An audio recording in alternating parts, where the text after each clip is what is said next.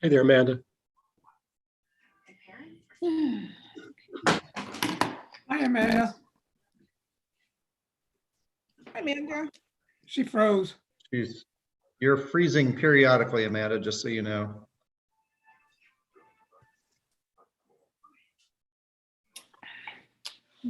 Or maybe she's just sitting very still. Oh, there she is. Oh, was I frozen up? Yeah. My connection is unstable, apparently. Hopefully that will get better. I'm on my Wi-Fi. There's no reason that should be happening.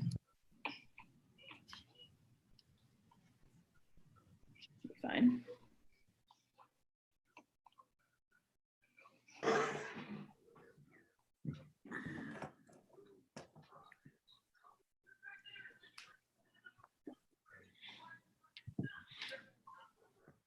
Amanda and Patrick, Yes. typically when we do the, this time next month, when we're doing the December committee meeting, typically we do a budget overview, big picture revenues, expenditures. And typically we do that in advance of the departmental budgets. Yes. This time, the way that the calendar's working out, we're going to do that after. Okay. Well, wait a minute. Let me see. It's the 5th is the Saturday, Right. but it's before the first Monday. All right. Let me see what we had listed in the schedule that we were using, because I thought we had that worked out.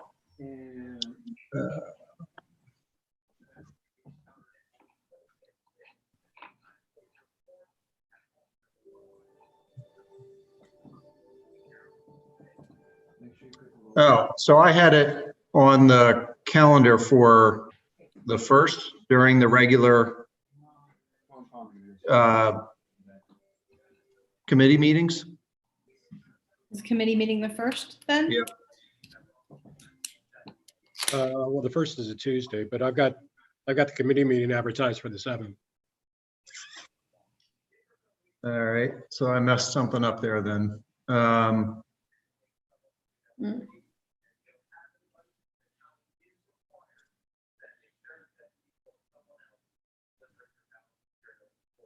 Let me see if we can fix that, because it really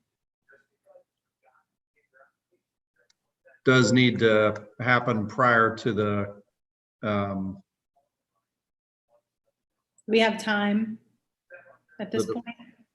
yeah, so let me, while I don't have 57 other things up on my screen, let me try to figure this out. Because in terms of like setting the stage for what individual department directors and chiefs are going to be talking about, it really helps to have the context. So I'll work with you, Bernie and Amanda, on trying to get that sorted out. Okay. Thank you, Bernie, for Little things that I obsess about. That's good. I'm glad somebody else is looking at them, because clearly I messed that one up.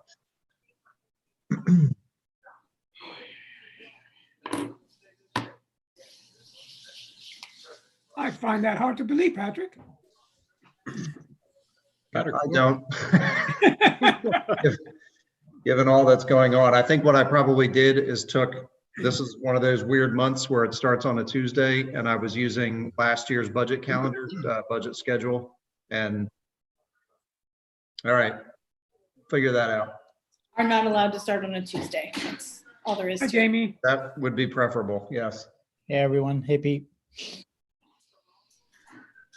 Good evening, Mayor. Good evening. She has a new backdrop. Yeah, I decided I need a more comfortable chair. it's like a one of those meetings. kind of a reality gonna show be- professional. This is going to be such a short meeting. I can't understand why you need a comfortable chair. I don't know. Change of scenery. How's everybody? Good. Good. Living the dream. Expect nothing less from you, Counselor Arroyo. I feel like we're having a beard race here. This is as far as I'm going to get in that race. So I don't. Don't think I can go much farther. Jamie, I don't like you need more. You need to have more ambition. Like I'm going for like a random security check length beard. So There is nothing that I would want more than a big, healthy beard, but I don't think my genetics allow for it. So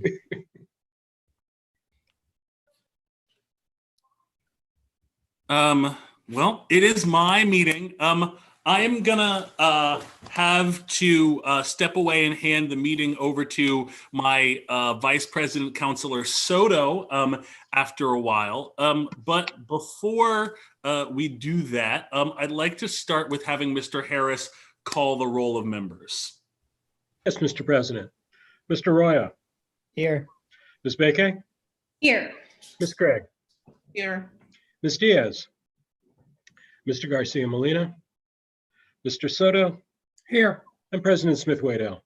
Here. Councilors Diaz and perhaps more significantly in this moment, Councilor Garcia Molina are excused. And Councilor Garcia Molina is excused because he just got married to the love of his life, Jared. And I asked him for his explicit permission to embarrass him on this meeting. So, Zavi, if you are watching this right now, this is my level best attempt to embarrass you. I think I can speak for all of council when I say that we are so happy for you and Here. so proud. And just so glad to celebrate the love that you and your now husband Jared have, and we hope that it lasts forever. So congratulations again. Okay, and so now we move into the actual meeting, and so approval of the minutes. I'll hear a motion. Motion to approve? Second. All right, we have a motion and a second to improve the minutes. Are there any council comments? Okay, hearing none. Mr. Harris. Yes, Mr. President. Mr. Roya, aye. Ms. Bakay, Aye. Ms. Craig, Aye. Mr. Soto, Aye. and President Smith Waddell. Aye. And since I won't be here for the tail end of the meeting, let me take a moment to say to anybody who happens to be watching right now, there are a few attendees.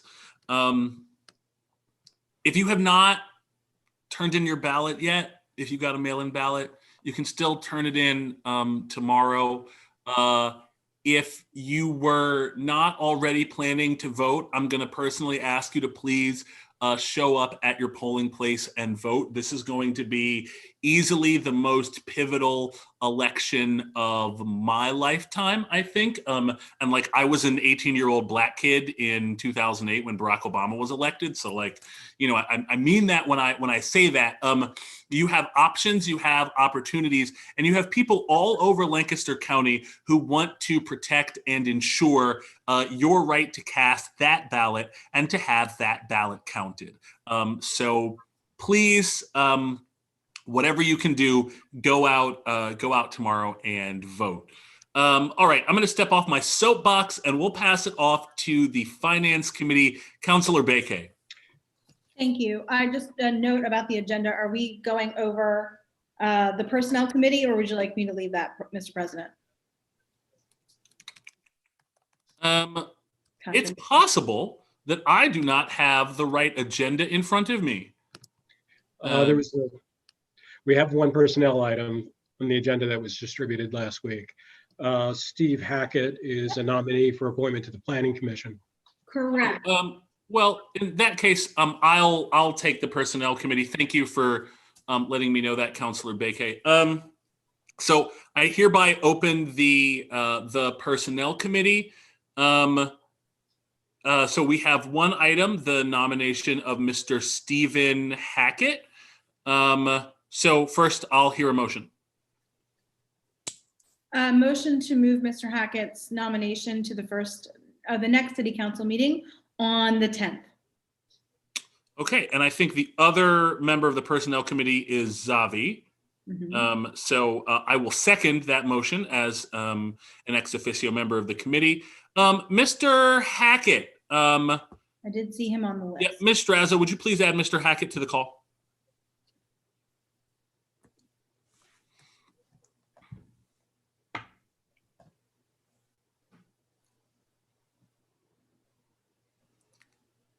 Hey, Mr. Hackett, you can unmute yourself. Hi, how's everybody doing? Hey, Hello. we're doing okay. We're doing okay. So this isn't like, it's not like a job interview. Just we offer this opportunity for you if you want to tell us about why you're interested in this position or what you think makes you so qualified, et cetera, et cetera. So the floor is yours. Sure, sure. First off, thank you. It's nice to meet you guys, I guess, informally, virtually. As far as a little bit about myself, I've been living in Lancaster for the last 6.5, 7 years. My wife and I own a home on the 600 block of North Mary Street. I've rented in several different locations leading up to a year and a half ago when we purchased this property. Professionally, I'm a landscape architect and project manager for a architectural and multidisciplinary firm up in Lidditz, and so have a lot of interest and have done a lot of downtown planning as well as campus planning, and have gone through the subdivision and land development process several times. I'm very interested in staying connected and closer to my community and having a better feel of what's going on. I absolutely love the city. Moved here just that short time ago from Springfield, Delaware County, and you just really fell in love. And so when I saw the opportunity open up, I immediately reached out to Douglas Smith, who I know personally, and said, Douglas, I think this would be great if you guys would consider me. And so I appreciate your consideration. If you guys have any questions, be happy to answer them. Great. Thank you, Steve. Counselors, or specifically members of the committee, which is really just you, Counselor Bakay, do you have any questions for Mr. Hackett? I do. And thank you, Mr. Hackett, for being willing to serve. You definitely have impressive work and related work experience, which is not required to be a member of this. Yep, right there. committee. You just leave it outside. Oh, you're mute. There you go. Certainly not required to be a member of this committee or any of our public commissions or authorities, but it is appreciated. I did have one question. It said that one of your volunteer experiences was the mix at Arbor Place, and I was just kind of personally curious what you were doing at the mix. Well, I was introduced to Rufus Tolbert, who's no longer there. And yeah, I was introduced to him through one of the engineers at my office a few years ago, and I just thought it was a wonderful organization. And so I would reach out to Rufus from time to time and say, hey, how can I help? Most recently, my wife and I were both involved in Extra Give, and have helped Ty Gant down there do a couple things, just getting involved with the students. It hasn't been a heavy involvement within the last year or so since Extra Give, but just anywhere that we could plug in, trying to make phone calls and trying to get those donations was really where I did plug in. Terrific. Yeah, always well needed, and I love that organization. So thank you very much. Sure. That's all I have, Mr. President. Thank you, Councilor Bakay, and my apologies. I'm having something dropped off. So great. Thank you, Mr. Hackett, of course, for your willingness to serve and for attending the meeting. So the way that this goes is that if we vote to move this forward, the final vote will actually happen at the next council meeting the following Tuesday. And you don't need to be there for that. You're of course welcome, but you'll get a letter and an email, and we'll go from there. All right. Yeah, wonderful. Thank you guys so much. Thanks for the consideration. Great, and thank you for your time. So with that, there are two members of the committee present, so I'll go ahead. All in favor? Aye. Aye. The ayes have it. We're going to go ahead and move that to the next full meeting of council. Bear with me just a second. All right, Counselor Bakay, Finance. Thank you very much. All right, so for the Finance Committee this evening, we have 2 items on the agenda. The first is Resolution 53, 2020. It has to do with the financing approval for the Higher Education Authority. And so I think, Mr. Hopkins, that's going to be you telling us a little bit more about that this evening. Is that right? Well, it looks like it. I thought that maybe Dan Blakinger, who's the solicitor for the Higher Ed Authority, was going to be in here, but it looks like he is not, so I'll take it. Take it. It looks like it has to do with bond refinancing and reissues, if I'm not Yes. mistaken. So, and I serve on the Higher Ed Authority board as the treasurer, along with David Nice, Harvey Miller, Jean Weglars, and now Lauren Edgel, who had her first meeting about a month ago. Great. So the Higher Ed, this is just a little bit of background for everybody. The Higher Ed Authority was formed, decades ago, really initially to serve as a financing, basically a pass-through entity for financing, primarily for Franklin and Marshall College, and because through state law, the creation of this authority allows for tax-exempt financing for through banks. Banks can get a tax break basically for doing this financing. Ultimately, it means the colleges can get a lower interest rate. And so that's why they come through the authority. Since then, the funding has been expanded to Harrisburg Area Community College, Pennsylvania College of Art and Design, and most recently, Thaddeus Stevens College has done financing through the authority. So, its role has really expanded over the last probably 10 years. In terms of this financing, this is HAC is coming to do a refinancing of a borrowing that they did in 2011. Again, as a reminder, this is borrowing that has no impact on the city whatsoever. We're simply the entity that created the authority. There is no debt that could ever fall back onto the city from these borrowings. The city doesn't get any, basically doesn't have any risk, and also there's no additional benefit directly to the city other than the fact that it's great to have educational institutions around here for, for our population. So with that, this borrowing is just a refinancing of borrowing that HAC did back in 2011. I think the majority of that financing was the purchase of their facility out on Pitney Road, because they initially, it was a lease purchase type of arrangement. So they own the facility now. And this is just refinancing because of the market and the ability to get lower interest rates even than they had in 2011. Great. Terrific. Thank you. And if I can interject, this is what's called a health and welfare resolution. So simply council is approving this, and by doing so, you're declaring that this is within the health and greater good of the community in order to have a financially strong higher educational organization. I did see that noted in the resolution. Thank you very much, Mr. Harris. Certainly. Are there any other questions or comments from members of the Finance Committee?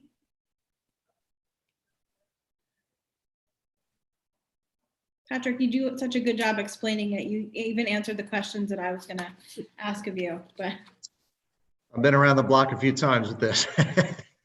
absolutely. Any questions or comments from the rest of council?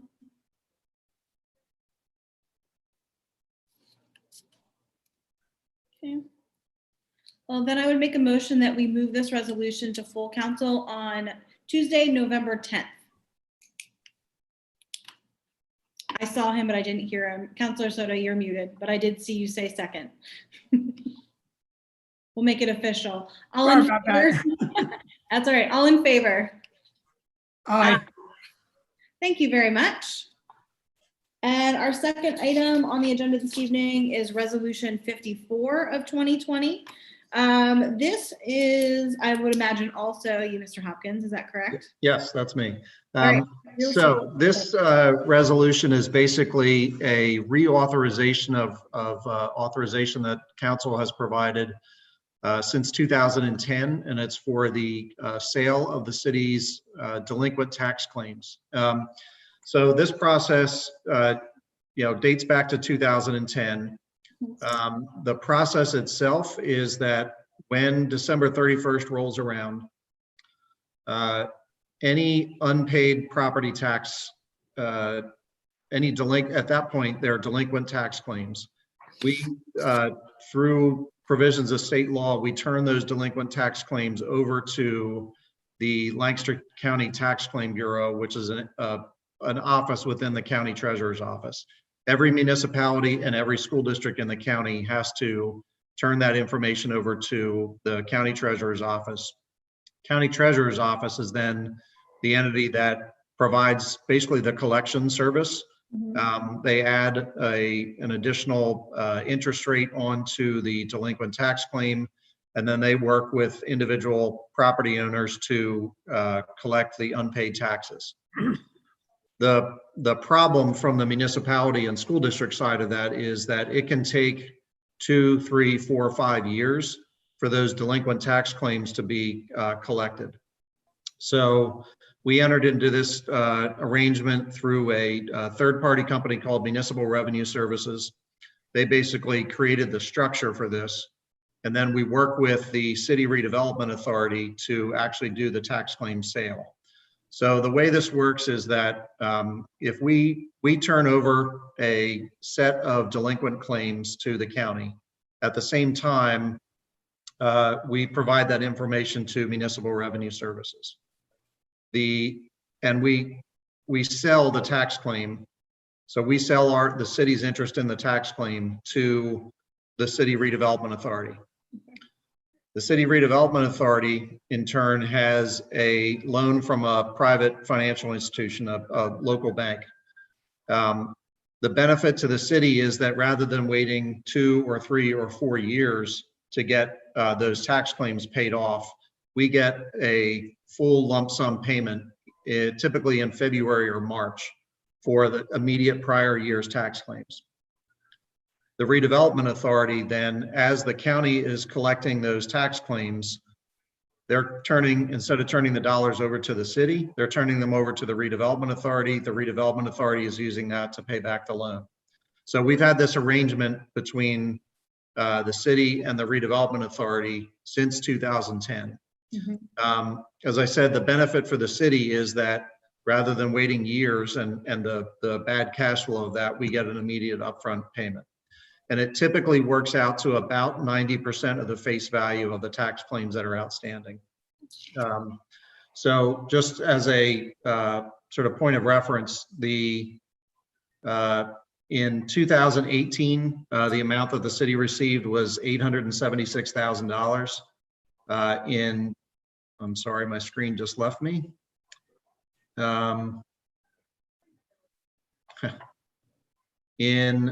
I have no idea what just happened there. So it was $800 and some thousand. It went up to about $950,000 in 2019, and then it was just over $1 million in 2020. Okay. So, and some of that is a function of how many delinquent tax claims get turned over at the end of the year.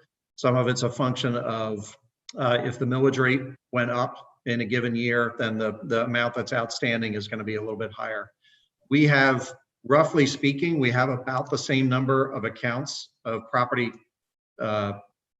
accounts that get turned over to the county each year. I anticipate that at the end of this year, we're going to have a higher number simply because of the economic impact of COVID. But we don't know that until the end of the year rolls around. As you know, you all earlier this year approved extending the discount period through the end of August, and we also eliminated the penalty period. And when we did that, we knew that that was going to impact our tax revenues, but that was also, a benefit to property owners to give them additional time to pay and not be penalized for it. So it's possible that next year's tax claim sale amount will not be as big as the 2019 one because of that, not adding the 10% penalty. So again, this is just a sort of a 3-year renewal of what we've had in place since 2010. Thank you. And I was wondering, it looks like originally this was done on a year-by-year basis, and then it switched to 3 years. Is there something magic about the fact that the sale itself happens every year, The authorization for the whole sort of structure of the process we've done on an every 3-year basis. Okay. Sounds good. It looks like my fellow finance committee member has left me. He may have been having some technical issues. It looks like Counselor Soto has dropped off. I don't see him in the attendees list. Well, there you He's go. now, I'm sorry, my apologies. He's back. I got it. No worries. Counselor Soto, I was just, Mr. Hopkins had just finished up, and I was wondering if you, as the other member of our finance committee, had any questions or comments for him about this particular resolution? Yes, I do, Patrick. Due to this year's issues with what is happening around the world and in Lancaster City, are the tax delinquencies any higher than any other year this year? They're not actually. So through, I don't have the October numbers yet, but through the end of September, we were only down in terms of revenue in 2020 compared to revenue in 2019 by about 0.5%. And I actually attribute that mostly to the fact that the discount period was extended. And so we would have, even if the same people were paying taxes, they were paying at the discounted rate for a longer period of time. And that discount is 2%. So the fact that we were only down about 0.5% through September is actually very good news. And I think the reason for that really is that the vast majority of property owners, residential property owners, are paying their property taxes through their mortgage escrow. And those payments are typically made in March and April because the banks or their financing companies are looking to get the 2% discount. So the timing of when council approved the extension of the discount was just at the point where most mortgage companies would have already made those escrow payments. Good. I'm glad it's not impacting us that much. Thank you. That's all I have, Councilor Bakay. Thank you. And that's also an interesting timing to note because it's also at the very beginning of the pandemic. And so we might not see real movement on that until a year from now. Right. So that's interesting. Are there any other questions or comments from the rest of council? While there aren't any other questions, I should add this in this other point, just for folks who might be watching. This, the process to do this tax claim sale has no impact on a property owner who had taxes turned over that were delinquent at the end of the year. So they're not being, that process is not sped up for the property owner, the collection process. Everything that the county did 10 and 15 and 20 years ago continues to be done exactly the same way. So there's no negative impact on a property owner who may have fallen behind on paying their real estate taxes. So I just wanted to make sure that that was known also. That's a great point. Thank you. All right. So hearing no further, I will make a motion then to move this to full council on November 10th. I second the motion. Thank you. All in favor? Aye. Thank you very much. And I do believe that concludes the Finance Committee. Thank you, Councilor Bakay. Thank you. Good. At this time, before I turn it over for the Community Planning Committee, I am actually going to turn the meeting over to Vice President Councilor Pete Soto. Thank you, everybody, for your forbearance. Councilor Soto, you've got it from here? I got it from here. Thank you, Council Much President. appreciated. Have a good evening, everyone. Remember to vote tomorrow if you haven't already.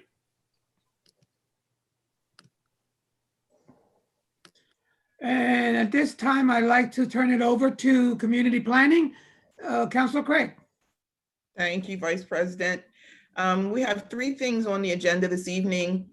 The first being a review of the historical architectural review recommendation of denial for 44 East Vine Street. I'm not 100% sure if there's somebody in here. I'm sure there is. We've got Suzanne Stallings and Yeah. Chris Dells. Okay, Yeah, sorry. As well as the property owner, Mr. Boaz, perfect. Yes. and Counselor Diaz. Perfect. bit of difficulty with technology here. Okay, Suzanne, you're muted. I'd also suggest adding members, I don't know, maybe Suzanne can speak to this, of the Historical Commission who are also. The property owner, Mr. Boaz, should be on the line, and then the two hard members would be Donald Main and Mimi Shapiro. Thanks, Suzanne.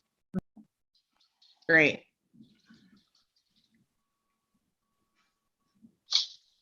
So if somebody would unmute themselves, and there you go. Suzanne, Donald, Mr. Boaz, Mrs. Shapiro, we can get started.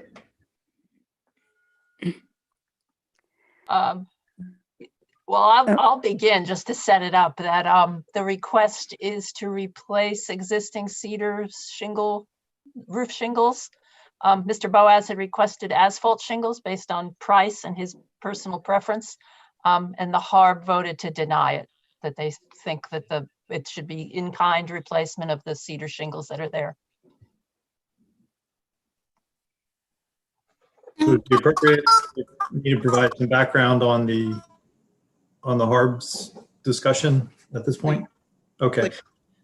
So the HARB in reviewing of this application felt that I'm not sure, I'm getting a lot of feedback. Can people hear me? Yeah. Yes, Mr. Boaz, it seems that's coming from your way. Would you mind muting yourself for a few moments, please? Thank you. Great. So in Suzanne's review of this particular property, she did note that there had been multiple kinds of roofing on the property over the course of the life of the property. However, the material that's being proposed with this application is a contemporary fiberglass shingle that had never been on the property. So as the board reviewed this, and they reviewed the sections of the Secretary of the Interior standards that talked about how we as a board needed to review this, we felt that we could not approve it because it wasn't maintaining the character of the roof that's on it, or exploring other roofs that would have been on the property over the life of the property. So that's where the discussion was. So some of the standards that were reviewed talk about the historic character of the property needs to be retained and preserved, that removal of distinctive materials or alteration of features should be avoided. Distinctive materials, features, finishes, and construction techniques that characterize the property should be preserved. So in reviewing those standards, we felt that the cedar roof should be replaced in kind rather than replaced with a contemporary material. And that's where the recommendation of the board came from. Thank you.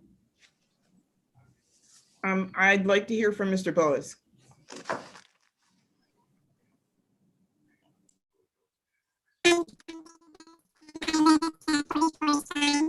The connection is really bad.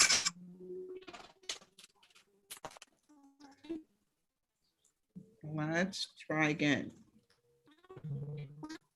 Nope. Not going to work. So, unfortunately, we are having a bad connection with Mr. Boaz, and I'm going to recommend that we move this to full council on the 9th for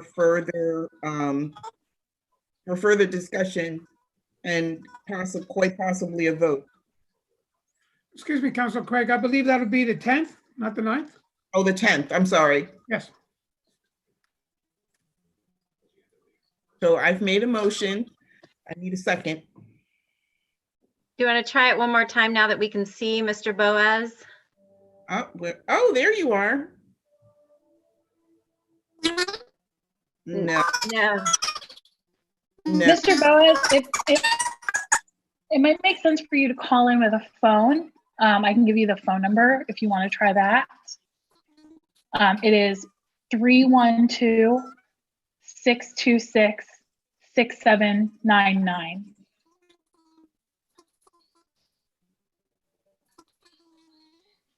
I'll say that again. It's 312-626-6799. 6799.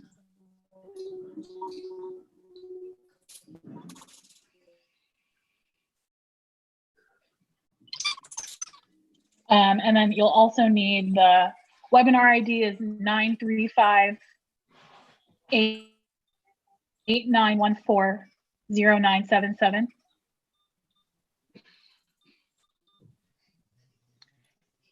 And the passcode is 341818.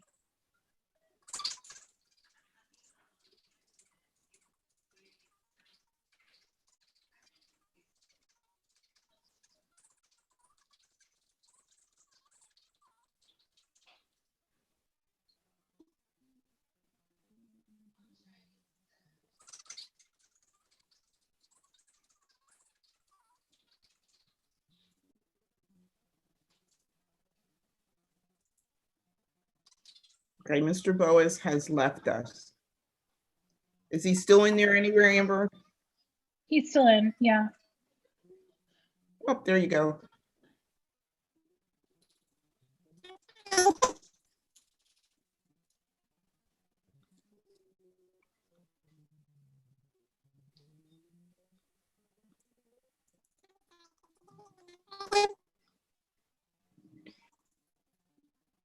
You know, maybe you should mute your computer.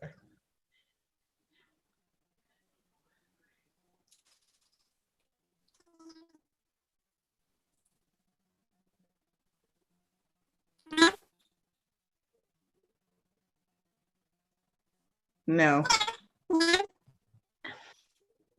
Counselor Craig, maybe we want to give, send Amber, maybe send him the call-in information, and Yes. we move on to the next item. We'll try one more time and then maybe go back to your motion, Counselor Craig.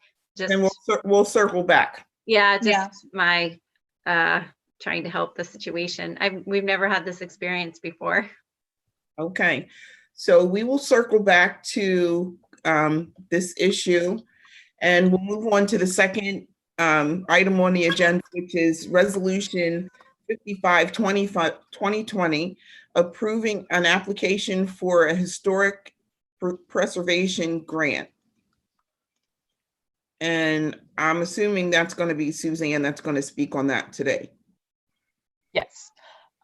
It is the city's 32nd application to the CLG program, the CLG being the Certified Local Government, which is a federal program sponsored by the National Park Service and who allocate resources through the State Historic Preservation Office to then allocate to the CLGs in each state. About 3 years ago, the city of Lancaster was recertified. And with that recertification, they have new performance standards, most of which we met in terms of our programming and our staffing and our policies and our ordinance. We're all in good shape. The one drawback we had was our inventory was a bit out of date. It had been compiled 20 years ago for our National Register listing, and it's a paper file with no photos attached to it, and now 20 years out of date. So what we have been doing is working through updating that survey of 13,000 properties. This will be our fourth phase of the survey work. The Harb district of 1,000 properties was done 4 years ago. And then we are either done or working on one in the southeast. We did the central business district, and then we were working on the southeast, the southwest, and this new one that I'm targeting is in the northeast. The program criteria guidelines were also changed a few years ago in terms of what is allowable costs and expenses that you can add to the grant. It used to be more broadly administrative expenses related to your administration of the program, which in my case would be my time and office expenses related to administering the ordinances and the 2 review boards. Now it is limited only to the whatever project you are asking to be funded. So in this case, it would be the survey. It would be my time. There's some, I'm using Philip Johnson, who's the GIS analyst in Public Works, and he's helping me set up the map, and he will help consolidate the information at the end.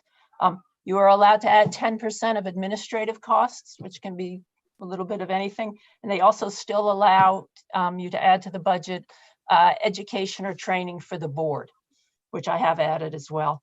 The budget is coming in at about 11.8. Last year's for the Southwest survey came in at 11.3, the budget, and we got a grant of 10,000 even. So I'm hoping we get about that as well. With this survey, the 4 areas, completing this one, we will have done about 5,600 parcels out of the 13,000, which is only about 43%. But the coordinator in Harrisburg told me that after this go around, that Lancaster is welcome to sit it out. To not continue again with a survey for at least a year, that we could maybe find another project to fund, and that we have shown our due diligence and at least working towards a plan to update the inventory. It's also in the past, the grants used to be 12 months of the state's fiscal year. They've been since expanded. This current one is 17 months, and they're also overlapping on fiscal years, which is kind of, I'm juggling several things, but it also gives us more time to complete it. Mm-hmm. Thank you very much. Somewhere in the application or the materials that I read something about a match. Yes, this for survey work, the grants, the match will be from 10% to 25%. For surveys work, which we're proposing, it's 10% from the city. So it's not a complete match for the total amount? No. Okay. For a $10,000 grant, it's $1,000. Okay. All right. Are there any questions from any members of the committee?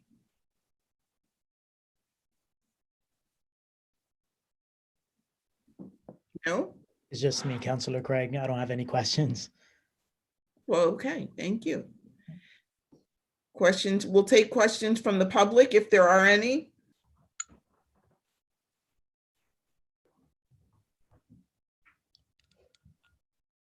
I don't hear or see anything. So I'll make a motion that we move this to council on the 10th. All those in favor? Aye. Aye. I'm sorry, who was the second on that? Okay. Yeah. And we will move on to the last item on the agenda, and then we will circle back to the architectural review. Administration Bill number 14, 2020, a petition to rezone 213 College Avenue, petition to high density residential.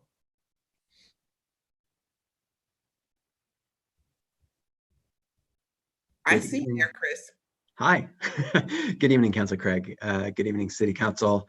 Amber, if Ms. Bernadette Hohenadel is waiting to be admitted, we should probably bring her on board as well. And I think that Bernadette will present the formal petition for the rezoning at this particular address, the 213 College Avenue. But just before she gives her remarks, just wanted to provide a little bit of context. This should be familiar to everybody here on the council. 213 College Avenue is the property that is directly across the street from the UPMC St. Joseph's, former St. Joseph's Hospital.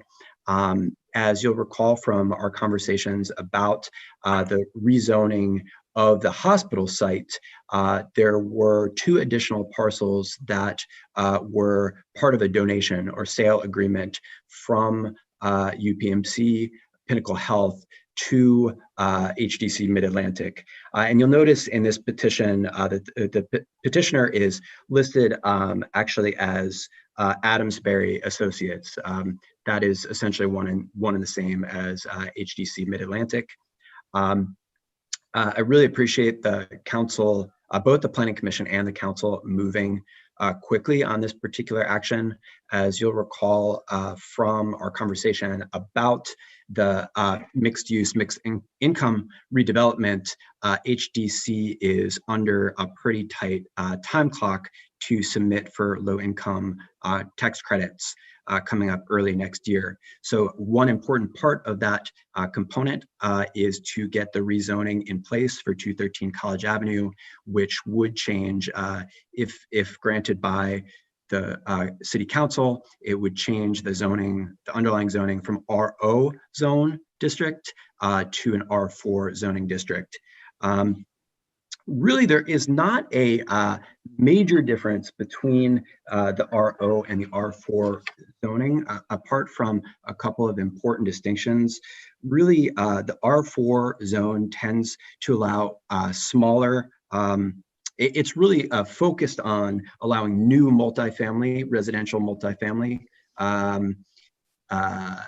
on site. And then in addition to that, R4 also allows smaller, more neighborhood scale commercial or institutional uses. That is what's allowed by the zone itself. At this point in time, I'm sure that Bernadette and perhaps Claude from HDC will speak to this. The project is just planned for residential at this time, as you've heard in the past. So this is very much in line with the broader mixed use and mixed income development that we've talked a lot about this year. It's really that first phase or that first step to get the affordable housing in place on College Avenue. So really excited about this next step. And I think with that, I'll turn it over to Bernadette and Mr. Claude Hicks too, if he wants to add anything. Thanks, Chris.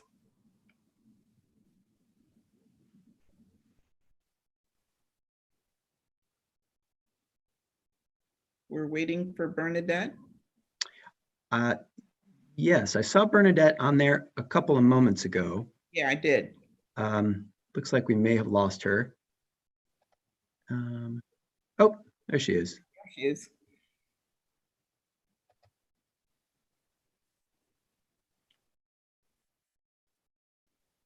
Are you there, Bernadette? And okay, here I am. Sorry. Technology is wonderful when it works. I will probably defer to Claude Hicks and for him to give you the details on the project. As you are aware, this is the property across the street from the larger St. Joseph's Hospital. We are looking to have HDC being able to develop it. In order to develop it, it has to be rezoned. The current zoning does not permit multifamily housing. So the only option is to rezone it. It then becomes a question of what is the appropriate zone.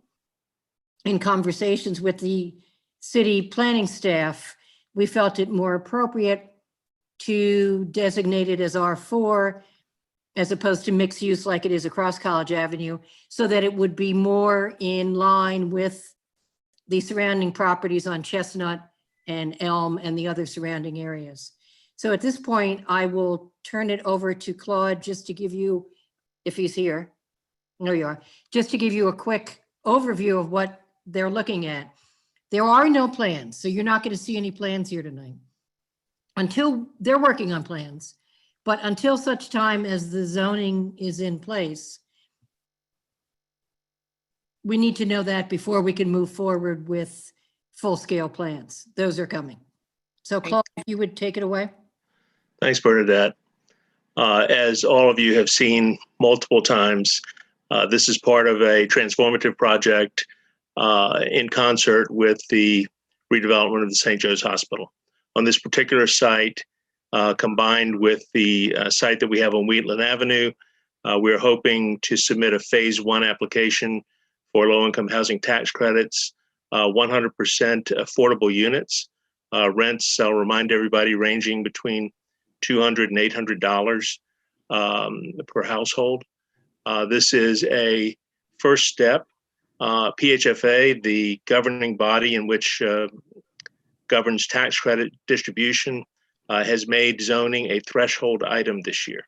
So it has made it a critical component. We cannot submit an application unless we have zoning approval. We are progressing in our plans as we look at how we can build on these sites. We are also in discussions with the UPMC-owned parking deck directly behind this site so that we have ample parking to provide for our residents and overflow parking for across the street. I'm happy to answer any questions that you have. I know you all have probably tired of seeing our presentation at least 3 times, but I'm happy to entertain any questions you might have. I myself don't have any, but are there any questions from the committee? Councilor Arroyo? Just one question, and Mr. Hicks, I might have missed this, but out of the units, do we have an idea of about how many I know we're still in the planning stages, but about how many units are going to be included on that site? Do we have an idea of that yet? We are hopeful to have somewhere between 40 and 60 units on that site. That is our hope. A lot of that depends on how we incorporate the parking deck into our plans, but that's our hope. Great, thank you. Excellent. Any other questions from the council as a whole? I do have a question, Councilor Craig. When you say the parking deck, so the existing parking garage section that's there, that's being kept, or is that going away? No, that will, in all probability, will remain. Okay. How we incorporate that with our project is yet to be determined as we talk to UPMC about gaining control of that property as well. No, it's been a while. Yeah, Councilor Soto, just so you know, there also are agreements in place that require that parking be provided for the professional offices that are in that building. I don't know what the street number is, but Okay. office building that is there. So that parking deck is required to provide parking for those uses as well. As well. If I recall, was there 2 levels to that or just 1? There are 2. 2, okay. Thank you. Yeah, that answers my question. Thank you, Council Vice President Soto. We'll wait a couple of seconds here for questions from the public, if there are any.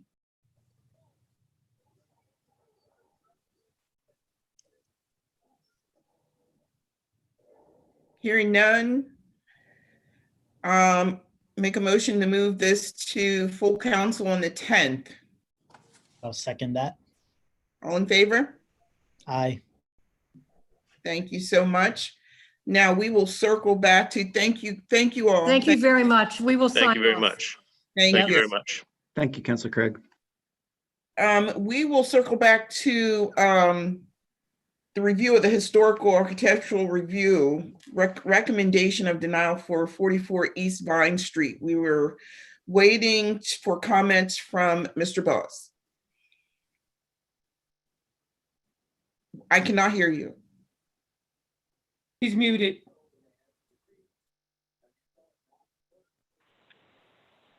Okay, hi. Oh, there you are. Yeah, finally. Okay, the house that I'm speaking of, I don't know if you guys have pictures of it or not. Suzanne was very helpful with helping me through this process. And the reason I would really like to have the approval to do asphalt shingles, the biggest reason is the cost. I did get estimates to do the cedar shingles and also a metal tin roof, I guess it's called tin. And both of those costs came in at over $13,000. And that's only for the front half of my house. And that's all that I'm looking to redo right now. I did the back half before, and the back half is asphalt shingle and rubber roof. The cost to do an asphalt roof is less than half of the cost of either of those 2 options. One of the things that I'm concerned about with replacing it with the cedar shingle is the fact that if you see pictures of my house, people refer to it as the green roof house because moss grows on that cedar shingles. And the problem with that is it looks nice, maybe. I don't think it does, but the moss keeps rolling down into my gutters, and it backs up the gutters into the wood below the roof, and I have a problem with that wood rotting. So I'm hoping that using a non-organic roof material will stop that problem. I also walked around my neighborhood yesterday in the rain, and I was looking at the roofing materials of the roofs in Old Town. And by my eyes, a layman's eyes, it appears that most of the roofs in Old Town are asphalt shingle. And therefore, that's why I'm asking for an exception to put this asphalt shingle on my front roof. One of the problems also is the fact that my house does not get any sunlight on the front because both buildings on either side of me are real tall. And there's a tree in front of my house. And of course, right across the street is the parking garage. So I get no afternoon sun. And that's a problem with, the roof drying out. And I think with the cedar shingles being wet all the time, that promotes the growth of the moss all over it. So I guess that's all I have. Thank you, Mr. Boas. Councilor Arroyo, do you have anything that you would like to ask? I do not at this point. Yes, Ms. Craig, if I may. Mr. Boas, what was the difference in pricing? I missed the cost of the asphalt shingles for the property. The asphalt shingle is $5,475 compared to the other two, which are over $13,000. Right. And I guess for Mr. Main or Ms. Stallings, the difference between asphalt shingles and the cedar shingles, can you go back into that conversation as far as what's the main difference and why it's important to go with one versus the other? So an asphalt shingle is a contemporary product. You see it, across suburbs and and throughout the city. But it's basically a felt that's impregnated with asphalt, and there's granules that are put on it, and so it's just a standard roofing material. The cedar shakes is a material that they're cut pieces of cedar wood that are installed in the same manner as an asphalt shingle. They're nailed to the roof, but the material is wood versus the asphalt material. In terms of the concerns about moss and those types of things, when you do have a cedar roof, there is maintenance associated with it. I personally have a cedar roof in my residence, and so you can, every so many years you can apply a spray to that roof, and that inhibits the moss growth. So, it can be maintained and it can have a long life to it. It's just there's maintenance, maintenance and care similar to painting a house and so forth that's associated with the cedar roof. So in terms of the concern about removing it, it is, one of the defining features on the house right now, similar to the brick that's on the exterior of the house. The wood windows, so forth. And so when we review the applications, the Secretary of the Interior's guidelines say that in the historic district, that those character defining features on the properties should be maintained. And so that's the guidelines under which we, as a board, need to review the applications that come before us. Thank you. As far as potential alternatives, because one of the, I'm in favor of preserving the historical character as much as possible.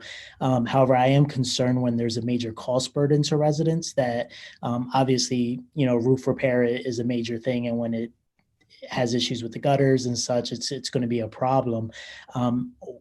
how do you recommend alternatives that aren't a cost burden to residents, but could potentially still meet the historical character that we're looking for?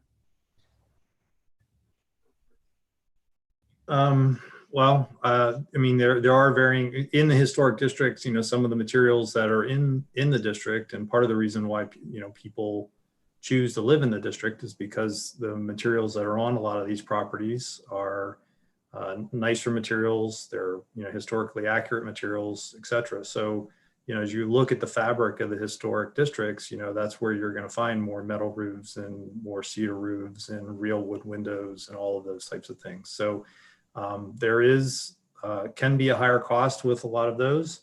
There can also be a longer life cycle with it from a maintenance standpoint, as long as they're maintained and cared for.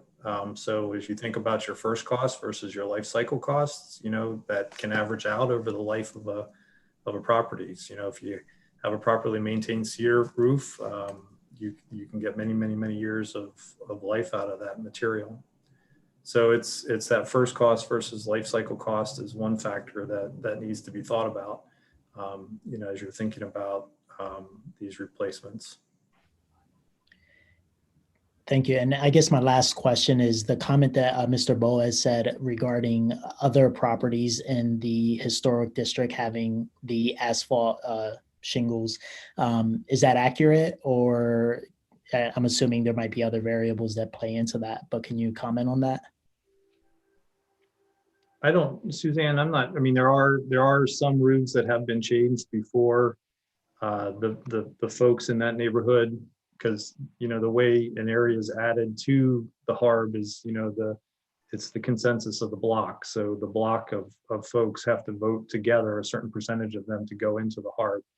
And so when they come into the HARB, prior to areas of the city being in the HARB, things could have been changed on those properties. So as we see applications come before us, it's the period of time that those buildings have been in the HARB reflects a lot of what's been protected in terms of the infrastructure that's there. Gotcha. Those are all the questions I have, Councilor Craig. If I may, Councilor Craig. Yes, please. Mr. Boas, how long have you lived at this address, and is this your primary residence? It's my primary residence, and I've been here 30 years. Okay, very good. And were you part of the, so obviously you know that you're in the HARB. Yeah.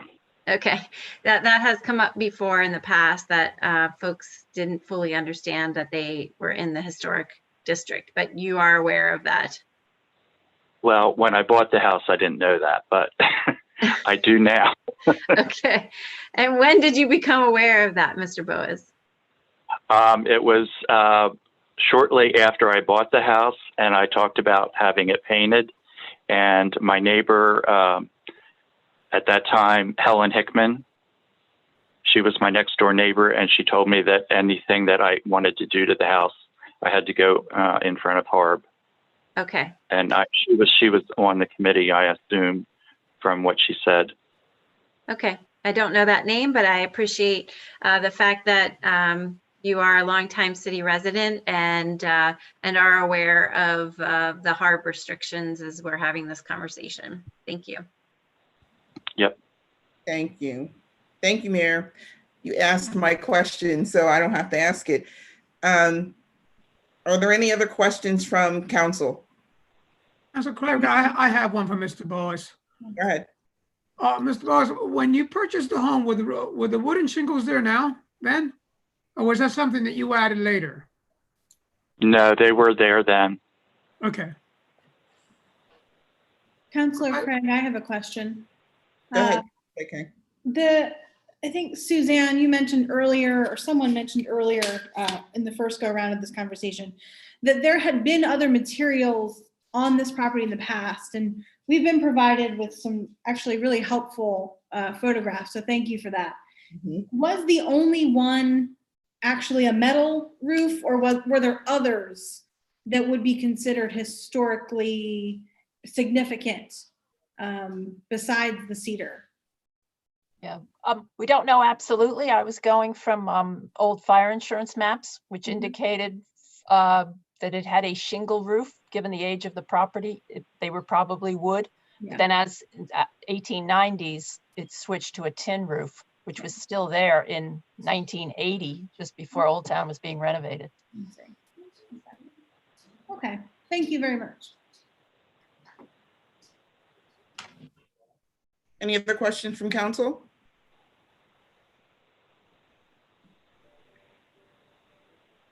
Then I will motion again that we move this to full council on the 10th.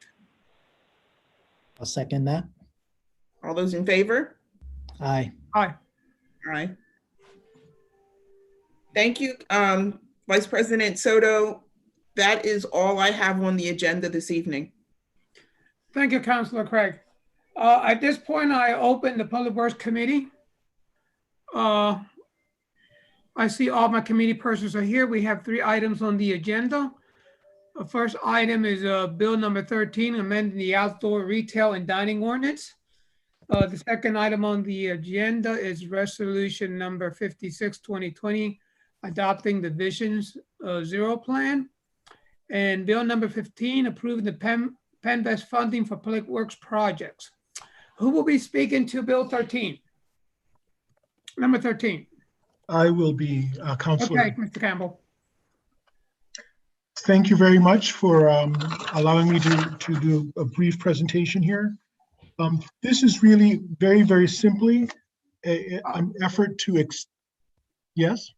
I forgot. I believe there is another item that we need to add to this agenda. Am I correct, Mr. Harris? Yes, you are. We'll add that at the end then. Thank you. I'm sorry, Mr. Campbell. Please proceed. Sure. It's very, very simple. This is an ordinance amending the termination dates of the outdoor dining ordinance. Currently, the outdoor dining and the outdoor retail ordinances sunset on December 31st of 2020. And we are seeking that date be extended until we choose to terminate that function. The outdoor retail, the outdoor dining has been very, very successful, as many people know, and as we know, with the COVID numbers continuing to rise, we believe that the need for not only the outdoor dining, but also possibly the outdoor retail will also continue to rise. And we don't want the legislation to sunset before any other restaurants or retailers might take advantage of it. Even though we've not used the retail legislation very much, it does provide some opportunities that would not otherwise be afforded. It allows people, especially if we get into higher preponderance of COVID, to elect, should they choose, to sell their wares out on the sidewalk. And we don't want to prohibit them from having that option. And as far as the outdoor dining, which has been very, very successful, and we see that as something that may want to actually extend further deep into 2021, we don't want either of these ordinances to have to sunset. And Mr. Campbell, when you say deep into 2021, are you looking at, again, expanding it to the December 30th of 2021, or is there a specific date and time that you're looking at? At this particular moment, what we're seeking is that the ordinance remain effect until terminated by resolution of City Council. So we're not setting any particular date. Okay. Do I have any questions from the committee? I don't have any questions, Councilor Soto. Do we have any questions from the rest of City Council? I have a question. Councilor Soto, in regards to them having the dining outside, you're saying that it's extended and it would conclude on December 31st, is that correct? Yes, Councilor, the current legislation without the amendment that we're requesting would end on December 31st. Okay. All right, thank you. Any other council comments or questions? I have a question, Vice President Soto. Certainly, Ms. Baker. Mr. Campbell, without looking at the outdoor dining ordinance, the original one, my memory fails me. Does this also apply to the public dining areas that the city has set up, or that was not under that ordinance? Is that correct? It does allow for us to continue the outdoor dining on a site-by-site basis. It is the outdoor dining, whether as public space or as individual permits, is all under the same legislation. Okay, thank you very much. Do we have any questions or comments from the public? Is there any?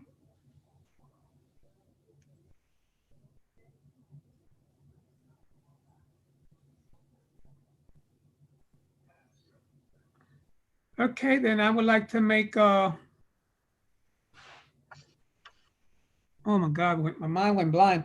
I'd like to move this resolution to full council on the 10th. Second. All in favor? Aye. Aye. Aye. Okay, then let's move on to resolution number 56, adopting the Vision Zero plan, which I believe there's a presentation on this. Yes, I'd like to open this to Cindy McCormick from the Department of Public Works. Is Cindy available?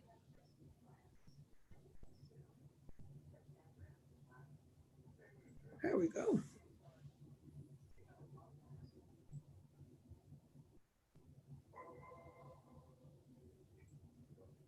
Figure out where all the buttons are. Okay, yes. Good evening, everyone. Thank you for allowing us time to present the Vision Zero plan. I do have a presentation, and what we're looking for basically is for the council to adopt the plan at your second meeting in November. So get started.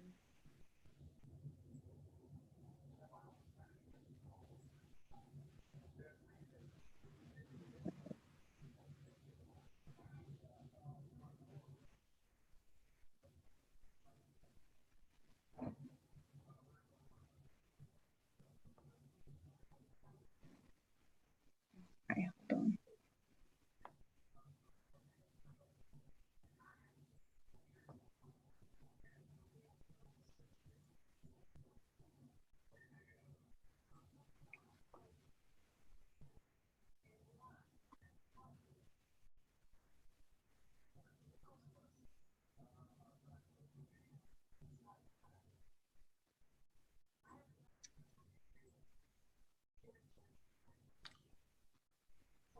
Oh, there we go. Sorry about that.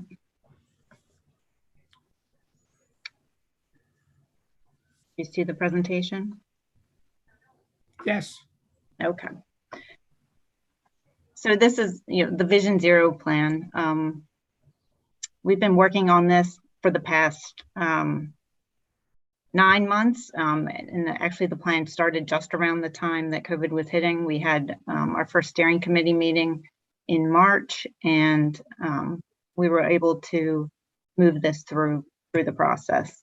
So for those of you who aren't aware, Vision Zero is an approach where we don't accept any loss of life or serious injury on our transportation system. I think, being a member of the Traffic Commission and, just being in public works in general, we get constant discussion about, issues that we have with our roadways and unsafe driving and concerns, speeding, different things that people have concerns with related to our transportation system. So Vision Zero is helping us to focus our efforts where they will have the most impact and where it makes the most difference. In the city, we have anywhere from 600 to 740, in the past 5 years, 740 crashes a year. That's a pretty significant number for the area that we actually cover. And these are just reportable crashes. Which reportable crashes are defined as any crashes where a vehicle needs to be towed or there is injury to someone involved in those crashes. So 700 and plus crashes in just 1 year of reportable crashes is pretty significant. Of those, we have anywhere from 11 to 18 of those crashes that resulted in severe injury or fatality.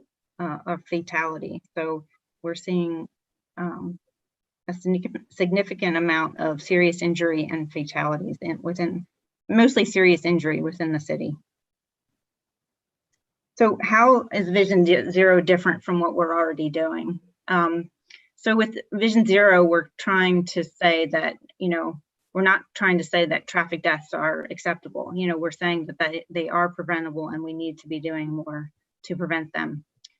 Rather than just trying to prevent all collisions, we're going to focus on those fatal and severe injury crashes.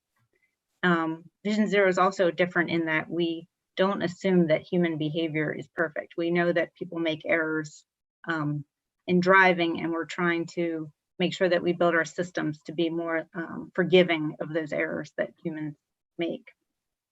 And then rather than placing individual responsibility, we're starting to look at it more from a systems approach. What can we be doing overall to address these issues? So we started with a pretty large steering committee for this Vision Zero plan. We had everyone from county planning, LGH, Franklin Marshall, we had Lancaster City Alliance, PennDOT, and various city staff that were involved in this process. Through the steering committee, we were able to develop the vision, which was pretty clear cut, which is that, zero traffic related deaths and serious injuries. We are making it by 2030, so we do have an ambitious goal, but this is something that we really think is important in working towards.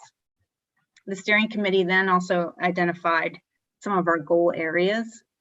So these are the 4 sort of areas that we were trying to focus on within the plan. Related to safety and slow speeds. As I mentioned, speeds are an issue throughout the city. Making sure that we're making data-driven decisions, where we're prioritizing our funds and where we're spending our energy, making sure that those are data-driven locations. Making sure that we're incorporating equity and focusing our efforts on areas to make sure that it's equitable throughout the city. And then culture change, sort of changing the mindset that the vehicles are the most important mode of transportation within the city, and sort of changing how people view other users of our transportation system. So our focus, on safety was looking at the data. So some of the data that we've compiled included this number is pretty astounding to me, that there were over 8,000 people involved in crashes between 2014 and 2018 within the city. And then those ages that are more likely to be involved in a serious injury or fatal crash include those ages 0 to 10, 18 to 25, 45 to 55, and over 75. So we're understanding more of the people that are involved in these crashes. So this is a plot of just all the crashes within the city between the years of 2014 and 2018. The blue dots show crashes that did not involve a fatality or serious injury, and the red dots show those that did. So you can see, there's blue dots all over the city, so crashes are happening all over. And then you can see the red dots that are, and we're heavily focused sort of in the downtown area there, and even the south and southwest areas. So one of the things that in looking at equity is making sure that we've identified sort of a focus area. And this was a similar analysis that was done in the active transportation plan that we did with the county, but it sort of divided the city out into quintiles based on areas. So the darker the area, the more likely the These areas don't have access to vehicles. They generally have a lower education, higher poverty, limited English proficiency, and identify as non-white. So these are the areas in the darker blue in the city. And we found that they comprise 14% of the city's land area, but 26% of the serious injury and fatal crashes occur in those areas. Additionally, 28% of all bicycle and pedestrian crashes occur in these areas. So these are, areas that we're definitely wanting to focus our efforts on. Here's a graph that shows the one on the left shows all crashes by mode. So 86% of crashes involve just motor vehicles. Then there are also the other crashes that involve pedestrians, bicyclists, and motorcycles. So on the right, it shows what the percentage of the fatal and serious injury crashes are by mode. So we're seeing that even though some of these modes make up a smaller percentage of the overall crashes, they are overrepresented in the serious and fatal crashes. So we're almost a third are motorcycles, 25% are pedestrians, and 8% are bicyclists. So we're wanting to focus on these more vulnerable users that don't have the same protections that the motor vehicles have. As part of this, and I keep reinforcing this, the importance of speed management. Not only is it,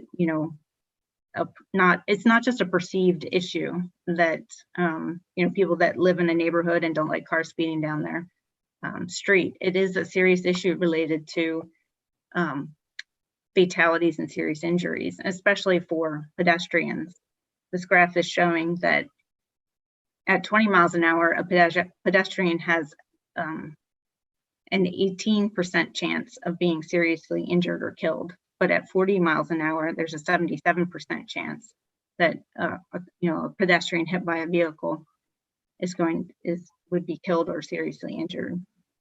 So the speed really makes a difference in the impact of, if there is a crash, the severity of it, and also, the lower the speed, the better chance of even avoiding a crash. So we want to continue to stress the importance of speed management.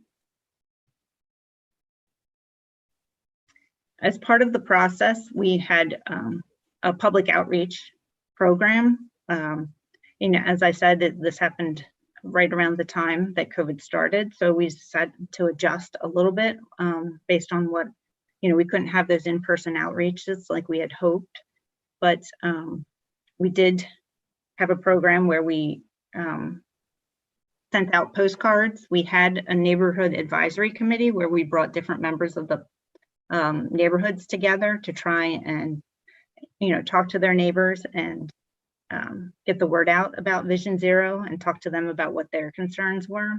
And then we also had an online map. So we're a group of the neighborhood advisory group.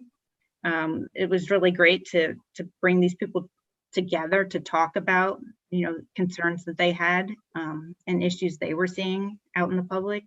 So this was a great group for us to sort of share and learn from each other.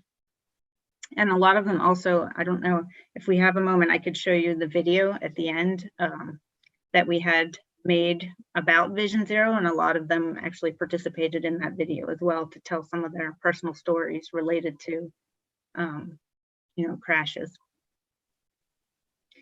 So here is an online map that was developed to gather input. We had over 350 people respond to this survey. We did put it out a lot on social media. And we also, with the postcards that were sent out, it was to direct people to the online map. So there were over 600 comments that were added, and the comment types were on the left as far as different things that people could be commenting on. So the red ones are the unsafe driver behavior. So the obviously a lot of people that responded felt like there was unsafe behavior within the city. And here's sort of a summary of what that looked like. unsafe driving behavior had over 375 comments related to that. And then crossing improvements needed for pedestrians was the second highest feedback that we received. So based on the input, based on the data that we compiled related to the actual crashes and who was in those crashes, and then also taking into account the public feedback, the consultant that we were working with came up with recommendations. And again, we were trying to focus on those goal areas: safety and slow speeds, data-driven, equity, and culture change.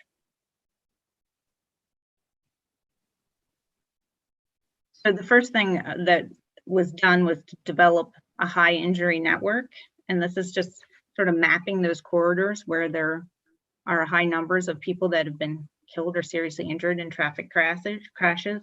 And then, obviously this is going to help us in identifying where we should be focusing our efforts, and then building that greater public and political buy-in for these types of changes.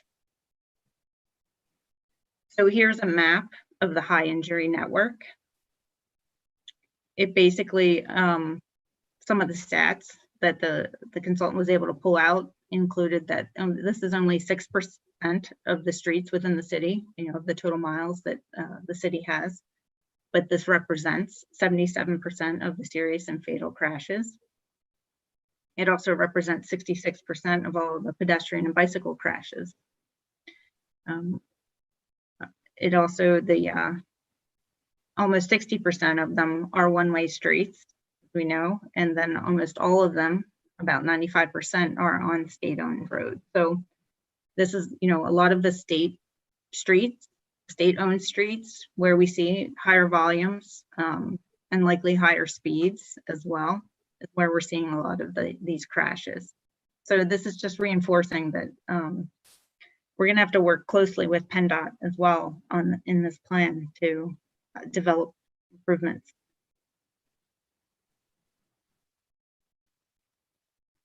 So the Vision Zero recommendations, they range from everything from, providing changes to policy or legislation, all the way down to individual, knowledge and skills, and then everything in between. So we're wanting to make sure that we're dealing with physical changes to the roadway network, but we're also addressing those policy changes that need to happen, at the legislative level.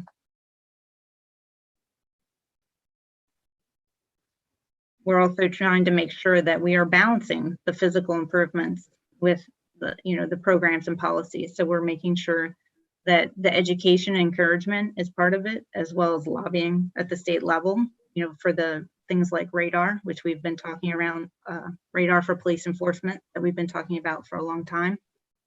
And then there's also the physical improvements, making sure that we're identifying improvements for that high injury network and those high crash intersections. And also trying maybe some rapid response type improvements, maybe some more temporary to permanent type improvements to make sure that we're addressing things as quickly as possible. So some of the near-term recommendations, we're making sure that we're incorporating that high injury network into any of the projects that we're reviewing, either whether they be private development, whether they be city projects, whether they're PennDOT projects, making sure that we're cognizant of what's going on the high injury network and what can we be doing with those projects to improve safety. We could, and identifying, as I mentioned, those rapid implementation projects, things that are maybe a little lower cost that we can get done quickly. We want to make sure we're doing those. And then also long-term projects that maybe require a little bit more funding, that may take longer to implement, but we want to make sure we're identifying them now so that we can line them up as funding opportunities become available. Part of the recommendations include evaluating 10 high priority intersection locations. Part of the plan includes the top 10 intersections at this time period. And so we'll be looking at, we have a crash evaluation team that we'll be looking at improvements that we could be making there. Also looking at crosswalks and making sure that we're upgrading them to those high visibility piano key crosswalks. our goal would be to do 50 each year, and especially concentrating around the school, because we did have seen that there seems to be a higher number of pedestrian crashes in the areas of some of the schools. So we want to make sure we're targeting.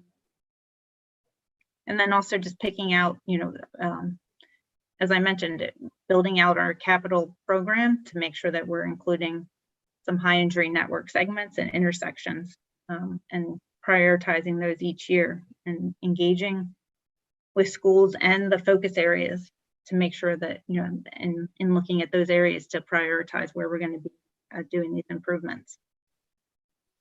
Looking at things like implementing programs for neighborhood slow streets.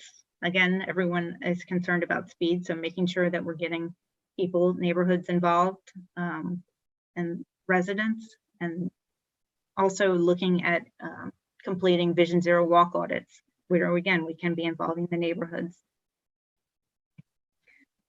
The education and awareness is another big part of this. So beginning to look at how we can be educating at the schools, providing sort of information to students on why speeds matter, and trying to develop that culture of multi-modes, not just the car culture, but developing the need to accommodate all users. And then also promoting safe routes to school. There's a recommendation for a comprehensive public communications campaign, which I think, as in the city overall, we're trying to do a better job of reaching out and making sure that everyone's aware of what we're working on, and then also, getting their help in spreading the word related to what we're trying to accomplish. Continue to advocate for the use of radar, and also, investigate and advocate for automated enforcement. It's not where we can do that yet in the state of Pennsylvania as a municipality, but these are things that we should be continuing to advocate for at the legislative, at the state legislative level. And then continue to engage with PennDOT and advocate for changes to the state roads entering the city. I think part of the, we're having those conversations and making them aware of what our desires are. So I think that will help in them knowing before they even get to us what we're expecting on the state roads. And then finally, as part of this plan as well, we'll be doing evaluation, making sure that we're doing before and after studies to see the results of what we've done, what we've implemented, and see if that's providing the results that we need. And then also looking at annual reports to document these results and lessons learned. And then also going back and updating where if the crash patterns are changing, or different things are changing within the network, then we also want to be going back and changing where we're focusing our efforts and updating this plan. The implementation of this plan includes a lot of various players. It obviously includes the city, but there's a lot of other agencies that are positioned to assist with this effort and are willing to lend a hand. Some of the progress that we've made already, even before the plan's adopted, we have started to try and implement some of these recommendations.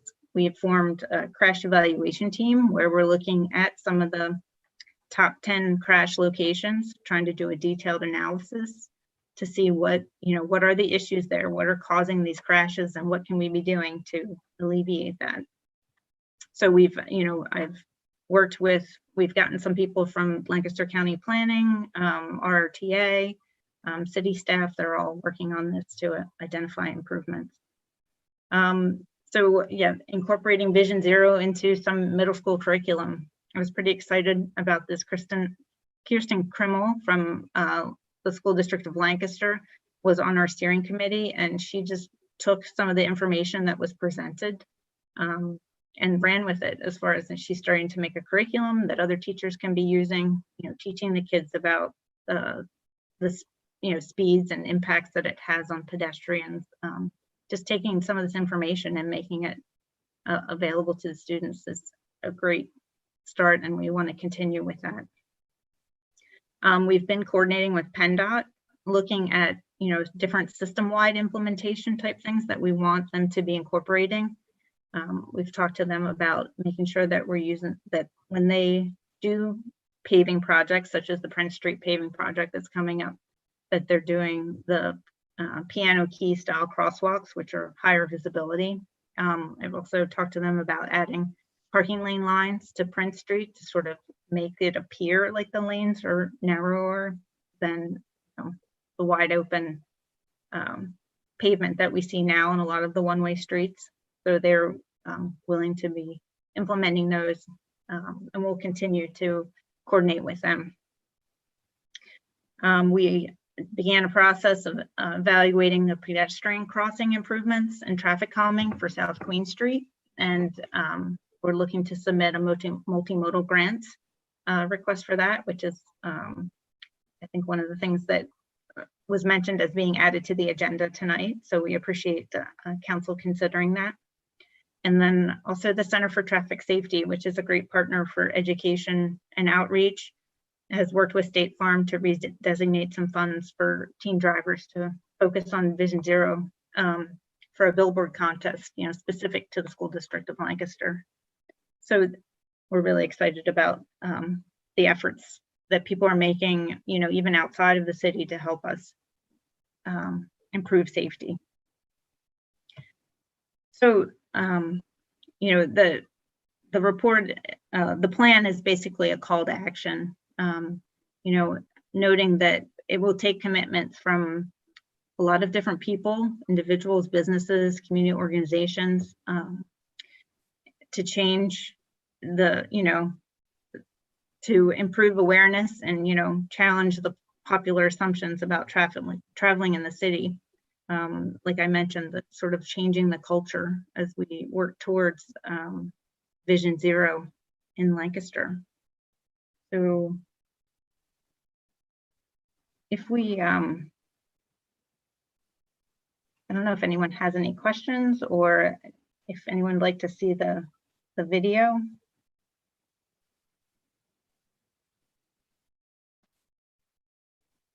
Can hear you, Councilor Soto. Sorry. I do have a question, and I think it would be best we could see the video if it's possible, if everybody agrees. But as we were tabulating the number of deaths, how much a differential is there between daylight accidents and nighttime accidents? And are they different within locations or sections of the city? We haven't gotten specifically into, and that was, I'm not sure if that was one thing that was considered or not, but I don't have that specific information. I was just curious to see if there was a difference, because even though we do have speeding during the day, I think it gets a little bit more crazier at night. Right, and just looking at some of the data, especially for pedestrians too, the visibility at night is something that comes into play. Right, exactly, and I think that'll definitely be. We'll become more aware of that as we start to look at the individual locations and do more detailed analysis. Okay, thank you, Ms. McCormick. Do I have any other questions from the committee? Do we have any more questions from the rest of City Council before we take a quick look at the video? Yes, Councilor Diaz. I really like the presentation.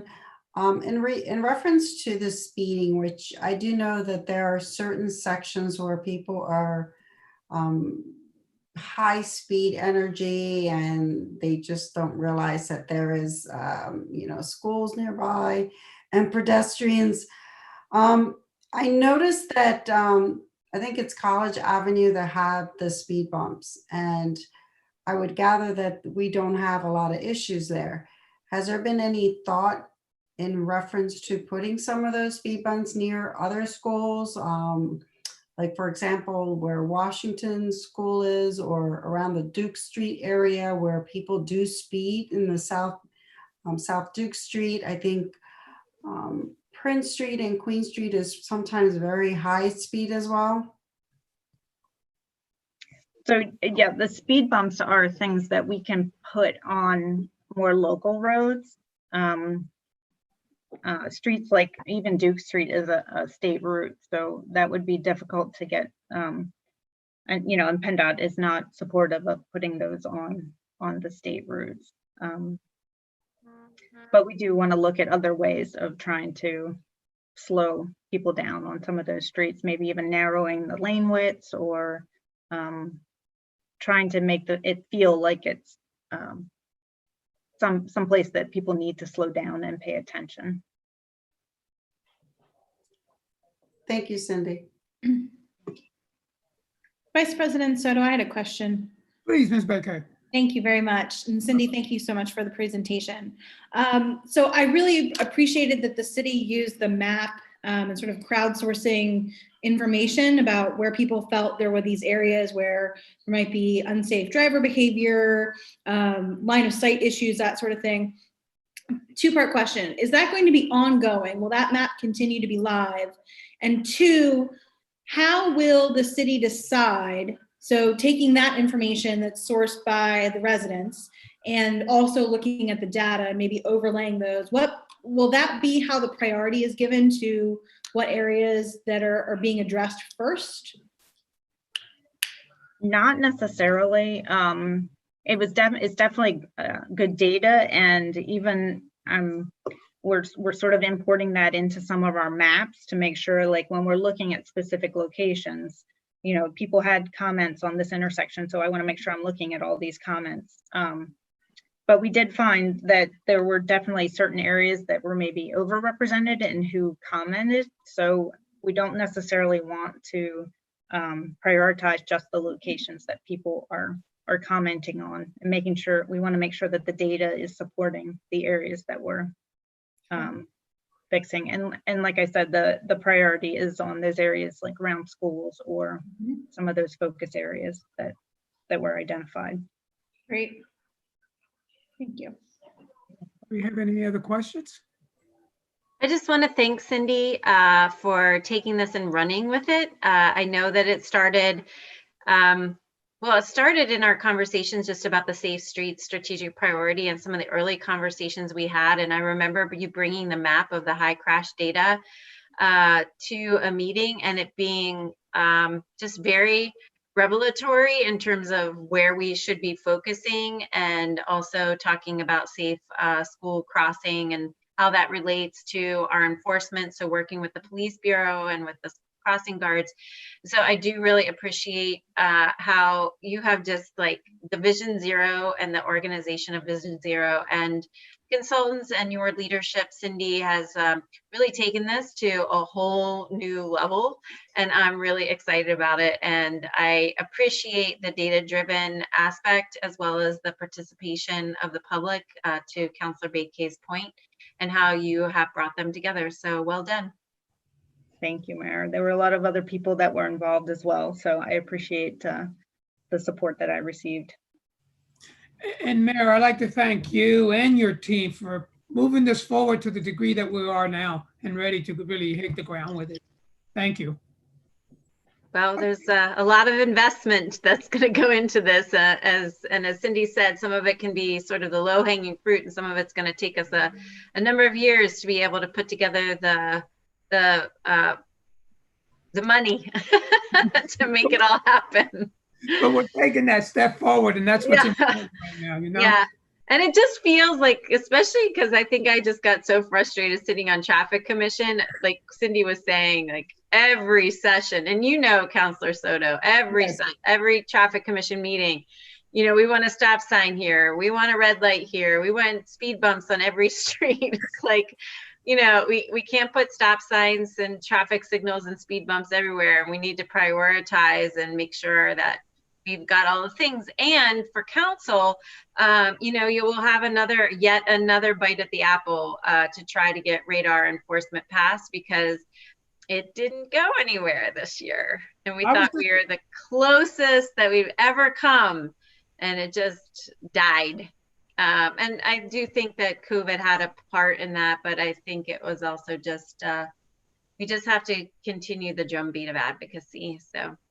Well, I'm glad you brought that up because I was going to ask you about that, Mayor. Where do we stand on the radar, even if it's just inside the city limits? Yeah. What about the county, you know?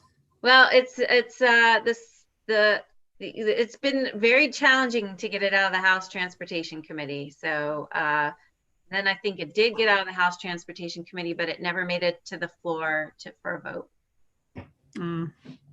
And if I can just say one other thing about what I think is wonderful about the Vision Zero initiative is that it is taking the data and the issues related to the safety of the citizens and elevating it to be a way of experiencing the city of Lancaster. How does it become a friendly city, a pedestrian friendly, bike friendly, and welcoming city physically, not just in avoiding accidents and bad situations, but how does it encourage and create much more friendly, supportive environments throughout the city.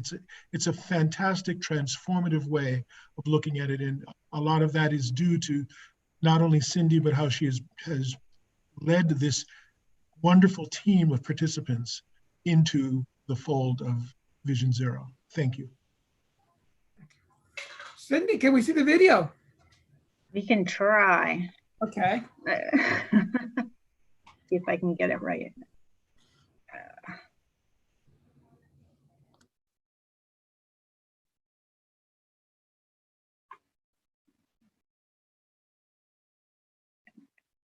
Sure. Never mind.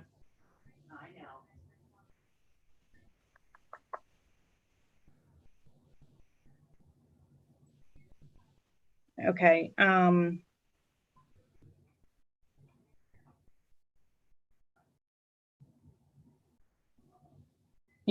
you see the video, right? Yes.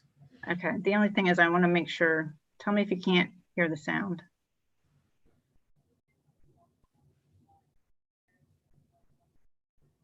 I don't hear any sound, Cindy.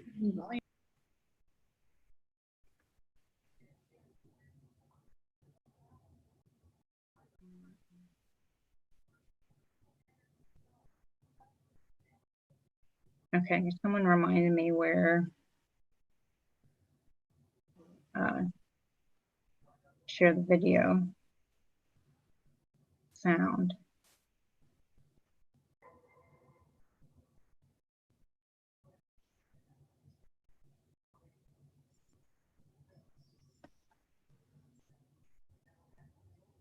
Maybe you can just send the link to everybody, Cindy, Sure, because I'll I'm do not that. sure about the sound. Okay. Unless you have your sound muted on your computer, that's the only thing. No, I know there's something you usually have to push. All right, hold on. I'm sorry. Here's share. Let's try this.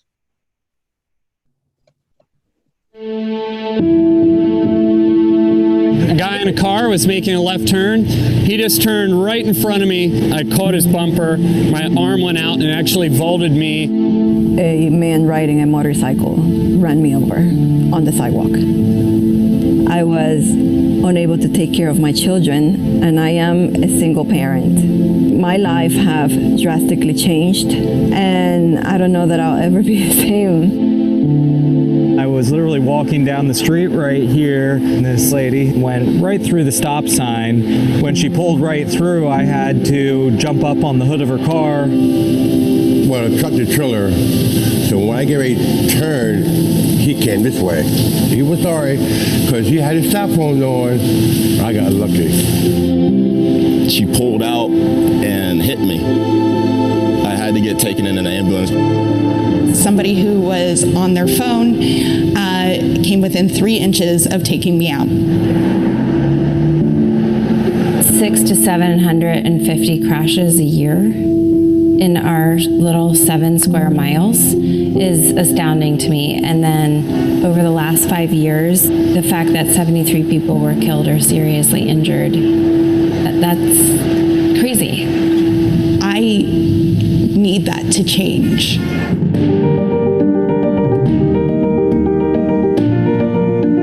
Vision Zero is an approach where we say that no loss of life or serious injury is acceptable.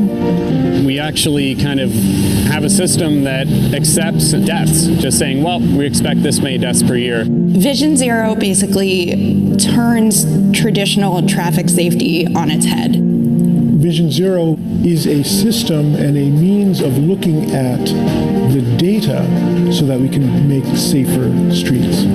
The main goal of Vision Zero is to eliminate all fatal and serious injury crashes by the year 2030. At the end of the day, it's hard for any individual to completely affect systems, but we can all affect our own behavior. It seems people forget that this is a place people live. And that we have a lot of children that walk to school every day. It's important for us to humanize where people are driving. You got no text when you drive, because you know you can't hurt somebody. Are those 18 seconds that you're saving by speeding that important? Speed management is critical. Appropriate signage, appropriate street markings. And if Lancaster does it, we could be on the forefront of something that would help the world out. I am very excited of this initiative and of what is happening in the city of Lancaster so that accidents like this don't happen to other people. And that's what Vision Zero does.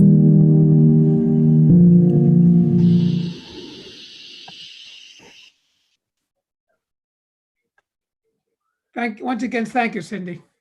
Sure. Thank you. I would like to entertain a motion to move this to the second council meeting, second meeting of the month. So moved. Second. All in favor? Aye. Aye. Okay, let's move on to item number, bill number 15, please. And I believe that's you, Mr. Campbell? Yes, I was going to ask Mr. Hopkins, are you planning to present this? Well, I thought maybe you could talk, Steve, about the project itself, and then I'll jump into the financial piece of it. Very good. Thank you very much. This is related to seeking or allowing the city to borrow funds to be able to build some very important infrastructure for the city of Lancaster.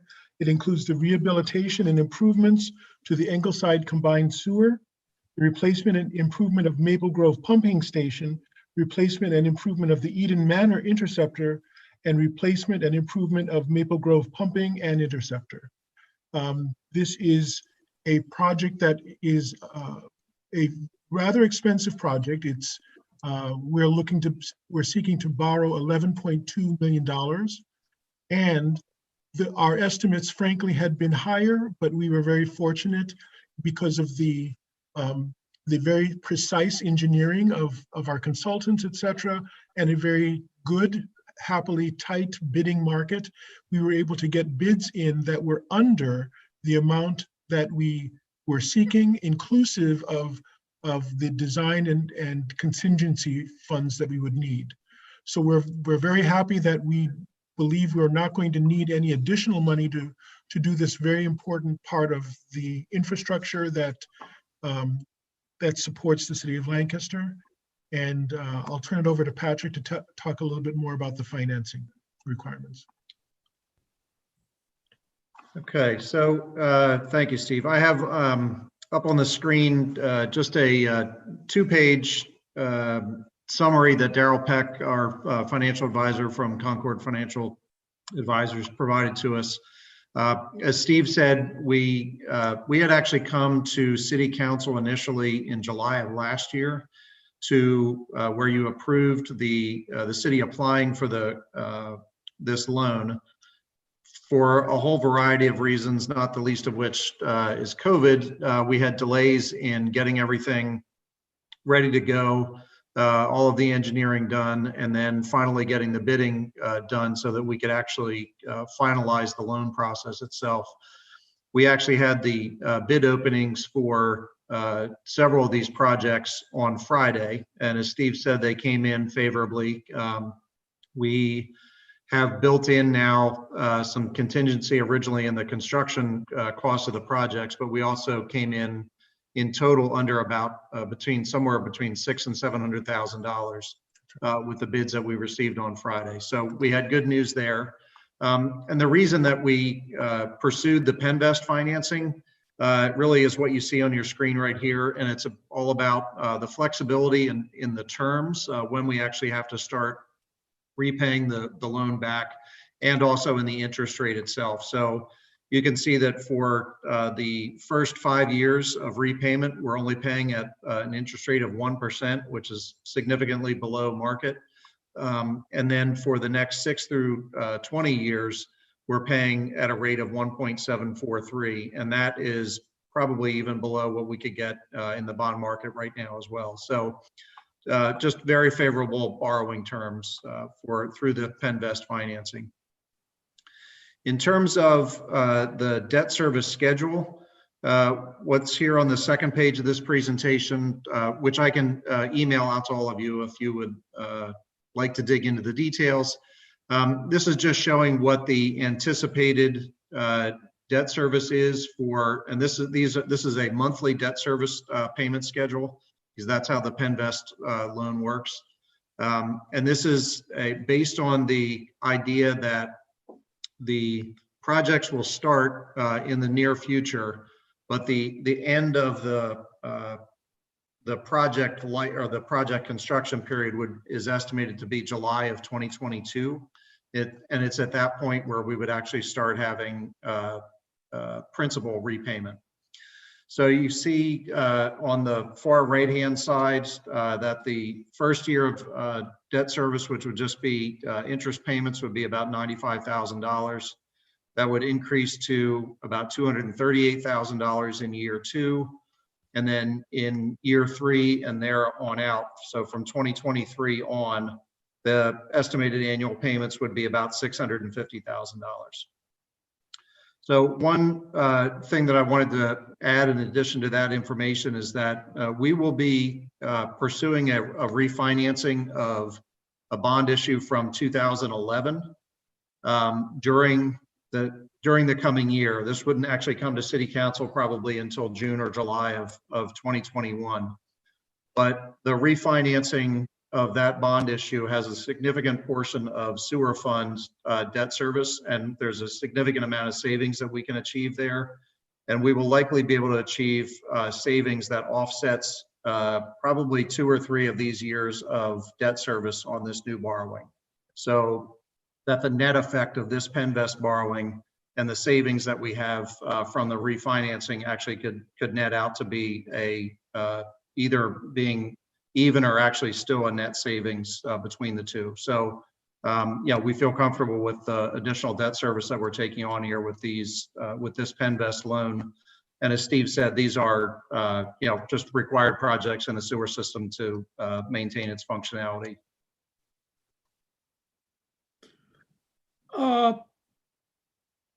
Patrick, there was the projects that you were described earlier today with Mr. Campbell. Were they in addition or continuance of what we tried in July of 2019? They're actually the same project. So what was approved back in July of 2019 was just the application for this loan. The Penvest process is a competitive process. We get scored on a variety of different factors by Penvest.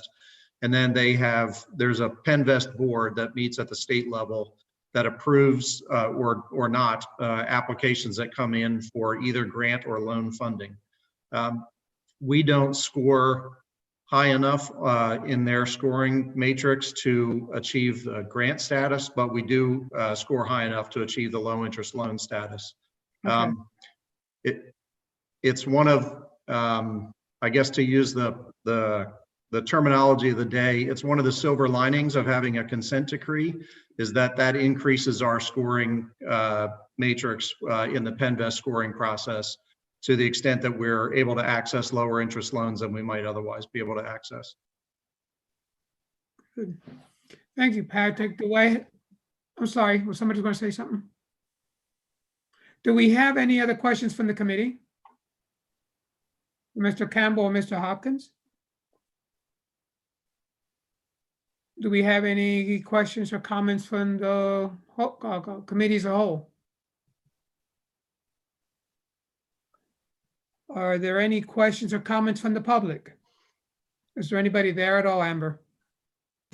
There are only 2, 3 non-staff members on. Okay. Who would be left after that presentation about debt service payments? In that case, I'll make a motion. Now, how does this work, Patrick? Do we move it to the next meeting or? Yeah, so this is it's an ordinance because it's a borrowing, just like we go through with a debt or a bond issue. So it's an ordinance that has to go through city council approval. So first reading, we'd like to have at the November 10th meeting, and then second reading and approval at the following meeting in November. And then there is a filing with DCED, and sort of the rest of that approval process happens at the state level, with an expectation of closing sometime early in 2021. So we'll need a motion to move this to the November 10th meeting for first reading then. Yes, that's correct. I make a motion to move this to the November 10th meeting of City Council. Second. All in favor? Aye. Aye. So moved. Now we Thank go you very to, much. I'm sorry? Thank you. Thank you. Oh, you're welcome. And now we move to the last item on the agenda with Mr. Harris. Would you speak to that, please? Yes, Mr. Vice President. So there was a resolution that was sent out to me late. It is for a multimodal transportation grant for pedestrian safety on South Queen Street. And Mr. Hopkins, I believe, is going to speak to that. Or Mr. Campbell, I imagine, would also be speaking to that. And as a matter of fact, I'm turning it over to Cindy McCormick because in fact, it's more or less an extension of the Vision Zero. Oh, okay. Ms. McCormick. Yes, we have the opportunity to submit for a multimodal grant. PennDOT has asked for, requested applications. So since we're just, finishing up the Vision Zero plan, South Queen Street has been coming up in our traffic commission meetings, and just looking at South Queen Street between Chesapeake and I guess it's Church Street is the next intersection that actually has any signalization. There's just a lot of opportunities to try and, especially trying to get people across Queen Street is an issue. So we've identified some improvements. I had a consultant come on and just look at South Queen Street and South Prince Street in general and look at how we could improve pedestrian access. So they've identified some improvements. I'm wanting to focus on a few of those areas, just to keep things, so we're not trying to request too much money at once, but looking at Queen Street from Farnham down to basically Andrew Street. So there's 4 intersections that we'd like to request funding to do improvements. That includes Queen and Farnham, Queen at Conestoga and Church, Queen at Howard and Strawberry, and Queen at Andrew. So all of those would be types of improvements where we'll be putting like curb bump outs and trying to reduce the width of the crossing distance and increasing the visibility of pedestrians in those areas. As you know, like Conestoga and Church and Howard and Strawberry are some multiple legs going off in different angles. So I think just trying to modify those intersections with some curb bump outs, and then if we have the opportunity to incorporate green infrastructure into those projects, we would do that as well. And then also looking at Prince and Farnham as far as improvements, sort of just throwing that one in there as well, because it's sort of surrounding the Carter McRae school campus, and just trying to improve the safety of getting kids to that area. So the grant request was a total of $1,244,300. For the grant, we are required to have a 30% match. So that is estimated at $373,300. And our grant request then is for $871,000. Any questions from the committee? Any questions from committee as a whole? What resolution number is this, Bernie? Actually, I'm going to have to, because this one will go ahead of the Vision Zero adoption. I'll be renumbering the resolution. So this will be 56 and Vision Zero will get pushed back to 57. Oh, okay. Okay. Well, in that case, I entertain a motion to move this forward to the November 10th committee meeting, resolution number 56, correct? Correct. Do I have a second? I'll second. All in favor? Aye. And okay, that concludes Public Works. I think that's the last item on my agenda. Can we have the clerk's report, please?